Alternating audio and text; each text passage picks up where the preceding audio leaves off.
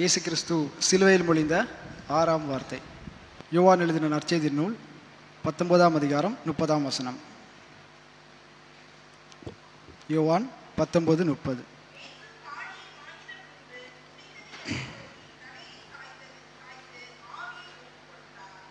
So இந்த இடத்துல இயேசு கிறிஸ்து முடிந்ததென்று சொல்லி தலையை சாய்த்து என்ன பண்ணுறாரு, ஆவியை ஒப்பு கொடுக்குறத பார்க்க முடியுது. ஸோ இந்த இடத்துல எதுக்காக இயேசு கிறிஸ்து முடிந்தது அப்படின்னு சொல்லணும் அப்படிங்கிறத நம்ம என்ன பண்ண போகிறோம்னா இந்த தியானத்தில் நம்ம பார்க்க போகிறோம்.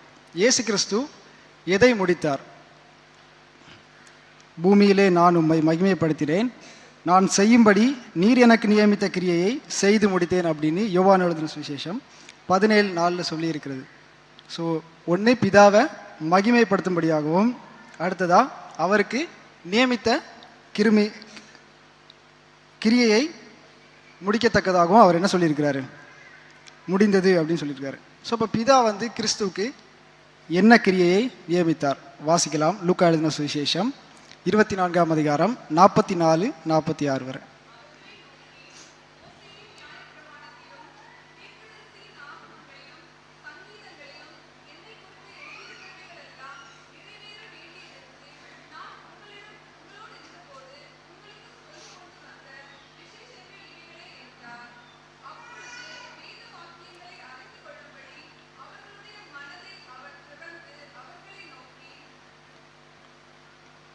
அடுத்த வசனம்.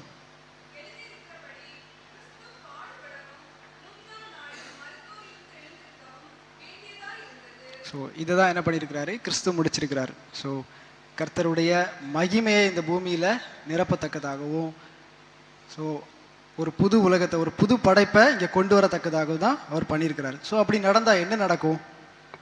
சமுத்திரம் ஜலத்தினால் நிறைந்திருக்கிறது போல பூமி கர்த்தரை அறிகிற அறிவினால் நிறைந்திருக்கும். இதை தான் என்ன பண்ணியிருக்கிறாரு, இயேசு கிறிஸ்து முடித்திருக்கிறார் அப்படிங்கிறத நம்ம பார்க்க முடியுது. அதை தொடர்ந்து ஸோ அவருக்கு கிரியை முடிச்சிட்டார் அப்படிங்கிறத பார்க்குறோம். நமக்கும் நம்ம வாழ்க்கையில் முடிக்கத்தக்கதாக ஒரு பங்கு உண்டு. ஸோ அது என்னென்னா தொடர்ச்சியாக, அதே இதில் தொடர்ச்சியாக லூக்கா எழுதின சுவிசேஷம் 24:47 அன்றியும் மனம் திரும்புதலும் பாவமன்னிப்பும் எருசலேம் தொடங்கி சகல தேசத்தாருக்கும் அவருடைய நாமத்தினாலே பிரசங்கிக்கப்படவும் வேண்டியது, நீங்கள் இவைகளுக்கு சாட்சிகளாக இருக்கிறீர்கள் அப்படின்னு சொல்லியிருக்கிறாரு. ஸோ இதை தான் என்ன பண்ணியிருக்கிறாருனா இயேசு கிறிஸ்து கடைசியில் இறுதி கட்டளையாக சீஷர்களுக்கும் சொல்லியிருக்காரு. வாசிக்கலாம். மத்தேயு எழுதின சுவிசேஷம் 28ஆம் அதிகாரம் 20ஆம் வசனம்.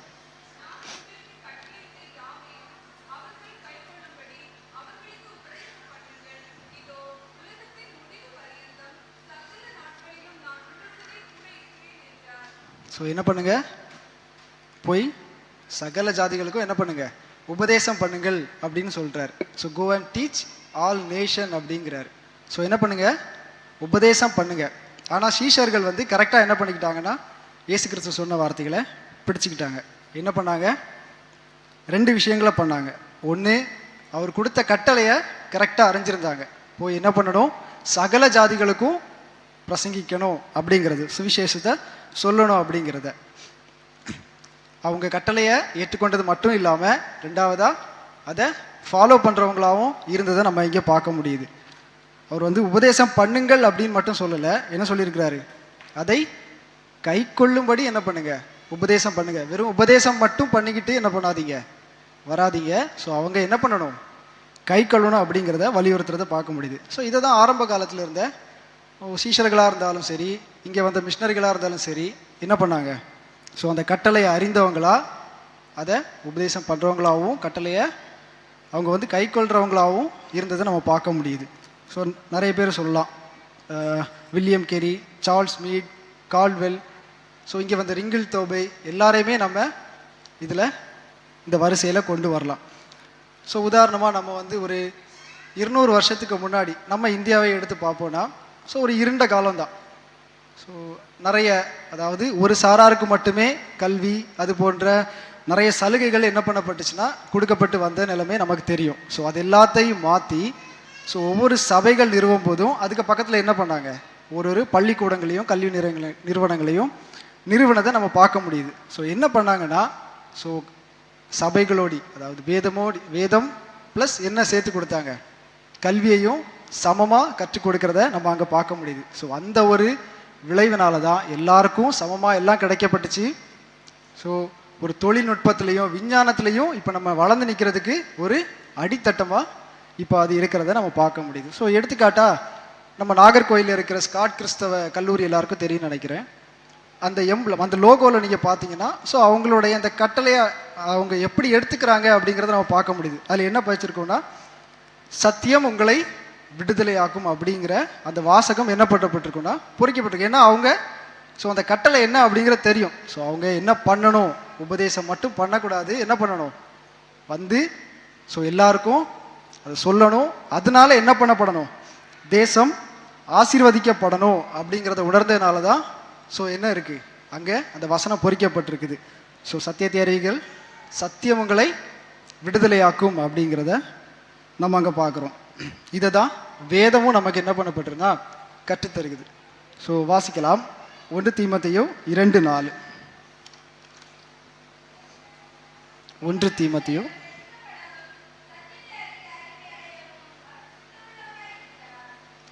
என்ன பண்ணியிருக்கிறாரா, எல்லா மனுஷரும் ரட்சிக்கப்படவும் சத்தியத்தை அறிகிற அறிவை அடையவும் அவர் சித்தமுள்ளவராக இருக்கிறார் அப்படி தான் சொல்லுது. ஆனால் நம்ம என்ன பண்ணோம்னா, ஸோ இன்னைக்குள்ள சபைகளையாக இருந்தாலும் சரி எல்லா இடங்கள்லையும் ஸோ அந்த ஆரம்பகால அந்த நிலையை விட்டு அந்த மிஷினரிகளுடைய சீஷர்களுடைய அந்த கட்டளைகளை அந்த கை கொள்றதை விட்டு ஸோ இன்றைய சபைகளில் நிறைய போதிக்கப்படுறது நம்ம கேட்டது மாதிரி இறுதி காலங்களை பற்ற அந்த விஷயங்களையும் இறுதி கால பற்றின போதனைகளையும் கேட்கவும் பிரசங்கிக்கவும் நம்ம என்ன செய்கிறவங்களா இருக்கிறோம். ஆனால் மறுபக்கத்தில் நமக்கு என்ன தெரிஞ்சிருக்கணும்னா, இறுதி காலத்தை பற்றி வேதம் என்ன சொல்கிறதுன்றதும் நமக்கு ஒரு நிச்சயம் கண்டிப்பாக வேணும், ஒரு தெளிவு வேணும். இல்லாமல் நம்ம என்ன பண்ணக்கூடாது, ஸோ அதை மட்டும் நம்ம சொல்லிட்டு இருக்கக்கூடாது. இறுதி காலத்தை பற்றியும் வேதம் என்ன சொல்கிறதுன்னு நம்ம பார்க்கலாம். ஏசாயா 2ஆம் அதிகாரம் 2-3 வசனங்கள். ஏசாயா 2ஆம் அதிகாரம் 2-3.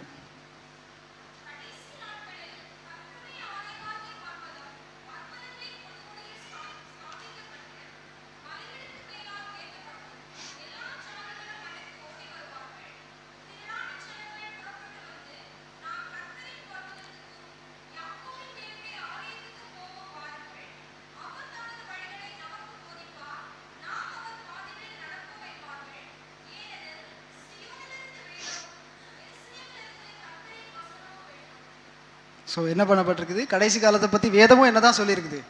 நம்ம நினைக்கிற கடைசி காலம் ஒரு விதமாக இருக்குது, ஆனால் கடைசி காலத்தை பற்றின வேதம் என்ன சொல்லியிருக்குது, அவர் தமது வழிகளை நமக்கு போதிப்பார். ஸோ சத்தியம் தான் என்ன பண்ணப்படும், கடைசி காலங்களில் போதிக்கப்படும். ஏன்னா சத்தியம் போதிக்கப்பட்டுச்சுன்னா சத்தியம் அறிவை போதிக்கும், அறிவு தேசத்தை என்ன பண்ணும், ஆசீர்வதிக்கிற ஒரு இதாக மாறும். ஸோ இதை உணர்ந்தது தான் சீஷர்களும் மிஷினரிகளும் பண்ணது. இந்த கண்ணோட்டம் தான் என்ன பண்ணப்பட்டுச்சு, தேசத்தை உயர்ந்த இடத்துக்கு கொண்டு வரதா ஒரு மாற்றத்தை ஏற்படுத்துகிற ஒரு விஷயமா இருந்ததை நம்ம பார்க்க முடியுது. ஸோ அன்றைக்குள்ள இந்தியாவை நம்ம பார்த்தோம். ஏது மிஷினரிகள் வந்தாங்க, அந்த இருண்ட ஒரு சூழ்நிலையிலிருந்து ஸோ எல்லாரும் சமம் அப்படிங்கிற ஒரு சத்தியத்தை கொடுத்து ஸோ எல்லாருக்கும் அறிவை சமமாக போதிச்சாங்க, வேதத்தையும் கல்வியையும் சமமாக போதிச்சதை பார்க்க முடியும். ஆனால் இன்னைக்குள்ள விஷயங்களை நம்ம சில விஷயங்களை மேலோட்டமாக பார்க்கறதுனால நிறைய விஷயங்களை நம்ம வந்து ஆரம்ப காலத்தில் இருந்ததை நம்ம இழந்து போகிறோம். ஸோ உதாரணமாக நமக்கு நிறைய பேருக்கு தெரியுமோ தெரியல, பட் சரித்திரங்கள் மாற்றப்பட்டு கொண்டு வருகிறது. சரித்திரங்கள் வந்து இருக்கிற நிலைமையிலேருந்து அது வேறு இதில் எழுதி கொண்டு வருகிறத நம்ம இப்போது இருக்கிற சூழ்நிலையில் பார்க்க முடியுது. ஸோ ஒரு தொழில்நுட்ப சம்மந்தப்பட்ட ஐஐடிகளில் சான்ஸ்கிரிட் லாங்குவேஜை வந்து கற்றுக் கொடுக்குற ஒரு சூழ்நிலையில் நம்ம பார்த்து கொண்டு வருகிறோம். ஸோ இதில் நமது கடமை அதாவது ஆர் ரெஸ்பான்சிபிலிட்டிஸ் அப்படிங்கிறது. ஸோ நமது கடமை இருக்கா இல்லையா அப்படின்னு பார்த்தோம்னா கண்டிப்பாக இருக்குது. நம்ம என்ன செய்கிறோம், என்ன செய்து வருகிறோம் அப்படிங்கிறது ரொம்ப முக்கியம். இன்றைக்கும் நிறைய கிறிஸ்தவ பள்ளிகள் கல்லூரிகள் இருக்குது. நம்ம கையில் இருக்கிற அந்த வாலிபர்களுக்கு எப்படி கல்வியை நம்ம போதிக்கிறோம் அப்படிங்கிறத யோசிக்க நம்ம கடமைப்பட்டவங்களாக இருக்கிறோம். ஸோ ஆரம்ப காலத்தில் இருந்தது மாதிரி கல்வி ப்ளஸ் வேதம் இந்த ரெண்டுத்தையும் சமமாக போதிக்கும் போது ஸோ முதல்ல நம்ம பார்த்தோம் இல்லையா, எப்படி இருக்கும், அவர் கர்த்தருடைய மகிமை நிறைந்த ஒரு இடமா இருக்கும் அப்படிங்கிறத நம்ம பார்க்க முடியும். ஸோ நல்ல பண்புகளை நம்ம என்ன பண்ணி கொடுக்கணும், நம்ம சமுதாயத்திற்கும் நம்ம வாலிபர்களுக்கும் நம்ம சொல்லி கொடுக்குறவங்களா காணப்பட வேண்டும். ஸோ இன்னொருத்தங்க பண்ணுவாங்க அப்படிங்கிறத நம்ம ஊக்குவிக்காம, ஸோ நம்ம உலகம் ஏன் இப்படி இருக்கு, இந்த உலகம் மாறாதா, இது எப்போ மாறும் அப்படிங்கிற ஒரு சிந்தனையை விட்டு நமது இளைஞர்களை நமது சமுதாயத்தை என்ன பண்ணணும்னா ஸோ முன்னுக்கு கொண்டு வர்றதுக்கு நீங்கள் என்ன பண்ணுங்க, ஸோ ஒரு அரசியலில் இருக்கணும், நீங்கள் ஒரு நீதித்துறையில் இருக்கணும், ஸோ உயர்ந்த இடங்களில் இருக்கணும் அப்படிங்கிறது. ஸோ அரசியல் அதெல்லாம் நம்ம என்ன நினைக்கிறோம், ஸோ அதெல்லாம் நமக்கு செட் ஆகாது. யார் தான் பண்ணணும், ஒரு சாரார் மட்டுமே தான் பண்ணணும். ஒரு சிவில் சர்வீஸ் அப்படிங்கிறது அது நல்லா படிக்கிறவங்க தான் பண்ணணும், அப்படிலாம் கிடையாது. ஸோ எல்லா இடத்துலையும் நம்ம கல்வியும் வேதத்தையும் சமமாக கற்றுக்கொண்டு வந்தோம்னா, கற்றுக் கொடுத்தோம் அப்படின்னா என்ன பண்ணப்படும், நம்ம இளைஞர்களும் நம்ம சமுதாயமும் என்ன பண்ணப்படும், தேசத்தில் உயர்ந்த இடங்களில் இருக்கிறத நம்ம பார்க்க முடியும். தேசம் ஒரு வேத கண்ணோட்டம் நிறைந்த, ஒரு கர்த்தருடைய மகிமை நிறைந்த ஒரு கண்ணோட்டம் நிறைந்த ஒரு உலகமாக மாறதை நம்ம கண் கூட நம்ம பார்க்க முடியும். ஸோ எப்படின்னா, அன்னைக்கு இருந்த ஒரு யோசேப்பு மாதிரி, ஒரு தானியேலை மாதிரி, ஒரு மோசே மாதிரி. ஸோ அவங்க எல்லாம் வெறும் வேதத்தை மட்டும் என்ன பண்ணியிருந்தாங்கன்னா, ஸோ கடவுளை மட்டுமே நம்பி இருந்திருந்தாங்கன்னா நம்ம இப்போதைக்கு தானியேலை சொல்லியிருக்க முடியாது, யோசேப்புனா யாருன்னு தெரியாது, ஸோ மோசே எப்படி வழி நடத்தி கொண்டு போனார் அப்படிங்கிறதெல்லாம் நம்ம பேசியிருக்க முடியாது. ஸோ அந்த ஞானம், வேத ஞானம் ப்ளஸ் கல்வி ஞானம், உலக ஞானமும் வேத ஞானமும் இருந்தால் அப்படிப்பட்ட உலகம் எப்படி இருக்குன்னு தெரியுமா சொல்லியிருக்கு.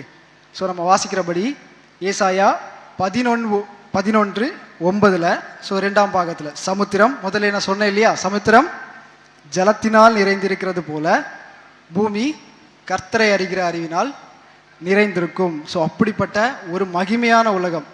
ஸோ ஏதோ ஒரு வந்தவங்க போனவங்க எல்லாம் ஆட்சி பண்ணாங்க, இப்படி தான் இருந்துச்சு, அப்படி இல்லை. இந்த உலகம் கெட்டு தான் இருக்கும், இனியும் கெட்டு தான் போகும் அப்படிங்கிற ஒரு கண்ணோட்டம் மாறி, ஸோ ஒரு கடவுள் நிறைந்த, கடவுளுடைய மகிமை நிறைந்த இந்த உலகமாக, அந்த உலகத்தில் ஸோ வேற யாரும் இதுவரைக்கும் எதிர்பார்க்காத கடவுளுடைய திட்டம் நிறைவேற ஒரு உலகமாக நம்ம நினைக்கிறோம் இல்லையா, இந்த உலகம் எப்போ நல்லாகும், இப்படிப்பட்ட ஒரு உலகம் வராதா அப்படின்னு. அப்படிப்பட்ட ஒரு அழகான உலகத்தை கடவுள் இங்கே கொண்டு வர திட்டமாக இருக்கிறாரு. ஸோ அதான் எப்படி நிறைந்திருக்கும், அவரை அறிகிற அறிவினால் நிறைந்திருக்கும். இதை தான் என்ன பண்ணாரு, கட்டளை அவர்களுக்கு கொடுத்தார். அவர்கள் கை கொள்ளும்படி நீங்கள் என்ன பண்ணுங்க, உபதேசம் பண்ணுங்க. ஸோ சீஷர்களாக இருந்தாலும் சரி, மிஷினரிகளாக இருந்தாலும் சரி, ஸோ நம்ம பார்க்குற யாராக இருந்தாலும் சரி, இதை ஃபாலோ பண்ணவங்க. ஸோ அவங்க எல்லாம் சிறப்பாக அவங்க பங்கை முடித்துட்டு போயிட்டாங்க. ஸோ இன்றைக்கும் நம்ம யோசிக்க கடமைப்பட்டவங்களாக இருக்கிறோம், அதை செய்ய கடமைப்பட்டவங்களாக இருக்கிறோம். நம்ம என்ன செய்ய போகிறோங்கிறத சிந்தித்து கொள்வோம், செயல்படுவோம். தேவன் தாமே இந்த வார்த்தைகளை ஆசீர்வதிப்பாராக. ஆமென்.